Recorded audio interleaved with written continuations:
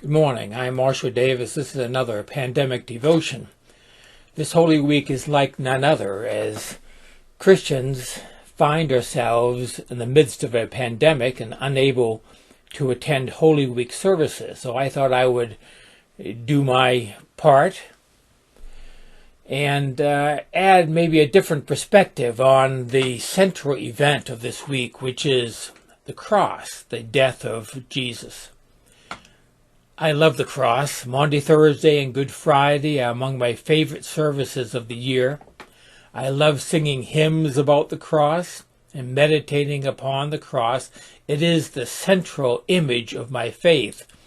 But for a lot of Christians, this time of year often entails listening to some pretty bad theology, or at least sloppy theology that has not been thought through carefully. Most preachers this week will fall back on some variation of the theme, Jesus died for us.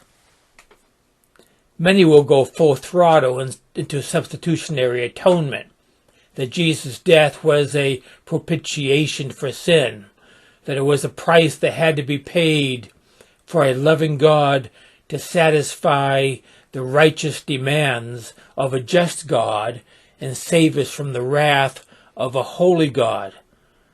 This seems to me like a split personality trinity, both loving and angry at the same time. I love you, but if you don't believe the right things and do what I say and repeat this handy-dandy little magical prayer that Franklin Graham has for you, then I'm going to send you into eternal hell.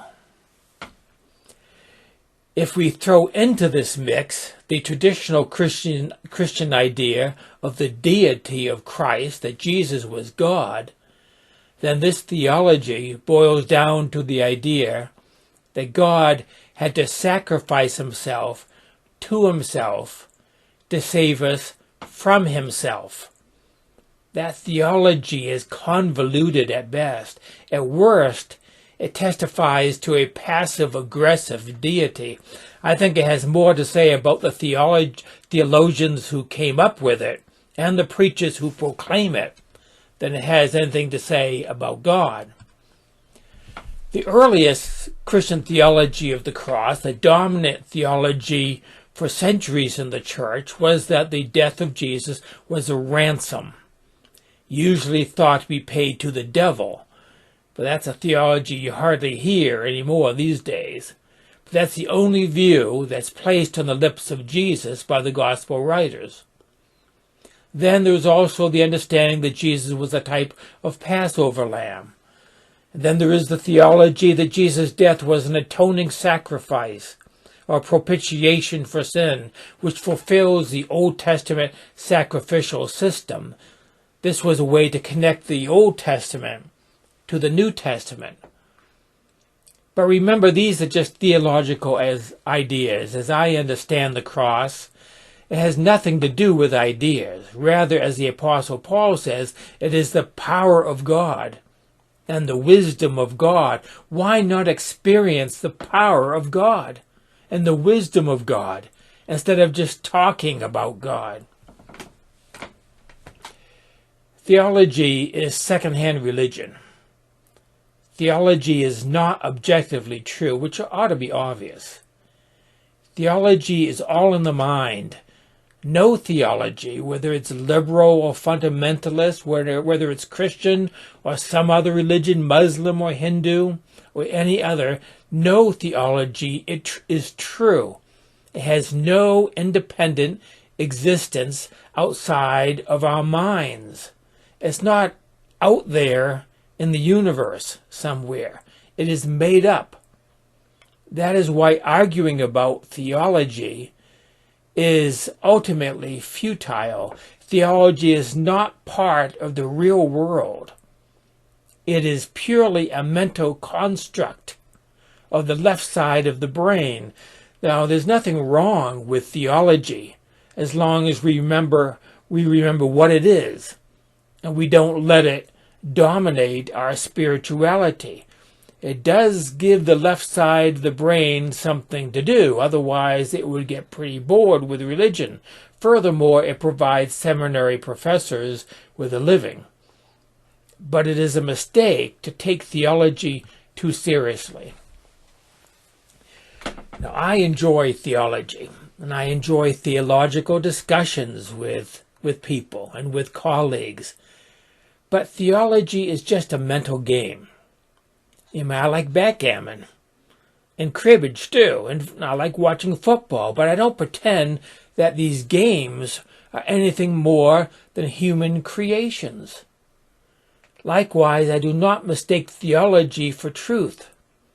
For that reason, I do not take my theology too seriously or literally. We also can't take the theological statements of the Bible writers literally. How can we? Every book of the Bible has a different theology. When you compare them, you see they don't always agree. And the New Testament and the Old Testament are entirely different theological systems. The real power of the cross is not theology. It's not about getting us to believe the right ideas about what happened when Jesus died. It is about transforming our consciousness and ushering us into what Jesus calls the kingdom of God. The cross is analogous to the use of koans in Zen Buddhism. Now, koans are not theological statements. They are not meant to be taken literally. Here are two famous ones. When both hands are clapped, a sound is produced. What is the sound of one hand clapping? Here's another one. The seeker asks, "What is Buddha?" The sage answers, 3 pounds of flax. Or this one. If you meet the Buddha on the road, kill him. Now that one probably comes closest in spirit to the koan of the cross. Now, koans are not riddles in the ordinary sense of that word. They are not something to be figured out rationally. They are meant to break through the rational mind and elicit a trans-rational realization of truth. In Christianity, that is the real power and purpose, I think, of such paradoxical Christian doctrines as the Trinity and the Incarnation, as well as the Second Coming. In my book, Experiencing God Directly, The Way of Christian Non-Duality, I talk more about this and also how Jesus uses parables in this way. The purpose of Jesus' teaching and stories was to awaken people to the kingdom of God. I think that Jesus meant his death on the cross to be an acted out parable, if you will, functioning much like Zen koans. Now, koans can be actions as well as words, and the more dramatic the act, the more effective the koan. There are numerous Zen stories of masters hitting or slapping their disciples into enlightenment. There's even one where the master accidentally breaks the foot of a disciple by slamming it in the door, and suddenly he wakes up. I think that Jesus intended and planned his death in Jerusalem to be something like a koan, a dramatic event meant to snap his disciples out of their illusions of who they thought he was and what his kingdom was about. Perhaps it's easier on Christian ears not to call it a koan, but maybe to call it a parable. But whatever you call it, it was a symbolic action. And it was not the only symbolic action of Jesus' ministry. It is clear that his triumphal entry into Jerusalem on Palm Sunday was carefully designed by Jesus to be another symbolic action. Now, in doing things like this, Jesus was drawing upon his Jewish prophetic tradition found in the Hebrew Scriptures. Prophets like Jeremiah and Ezekiel were known to do such dramatic, symbolic, parabolic, if you will, actions. Jesus meant his death to be like this, to be a traumatic event designed to wake people up, awaken his disciples up, and awaken the people of Israel up to what he proclaimed to be the kingdom of God. It was meant to usher in the kingdom of heaven, which is not an earthly kingdom, but a spiritual awareness of the presence of God here and now. And it worked, which is what the resurrection is about, which is another very badly misunderstood doctrine. Resurrection appearances are awakening experiences. Resurrection is about personal transformation and awareness of eternal reality. This is clear in the earliest account of the resurrection of Jesus in the Bible, and the only first-hand account in the Bible, which you might be surprised to know is from the Apostle Paul. Now think about that for a moment, that the earliest account of a resurrection appearance is not from one of the 12 disciples, but from Paul, who never met the historical Jesus. It is universally acknowledged by biblical scholars that the Gospels were written long after Paul's letters. So the cross is not about doctrine. It is a powerful, transformative, symbolic event meant to elicit an awareness of the kingdom of God.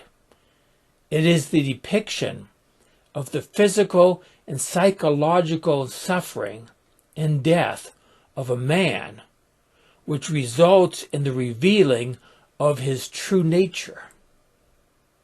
The cross is not just about Jesus. It is about us, our death, and our dying to self. We are crucified with Christ, and we die with him, that we might live in the eternal Christ. As my favorite Bible verse says, I have been crucified with Christ, and it is no longer I who live, but Christ who lives in me. Now I could say a lot more, but that's enough for today. Grace and peace to you.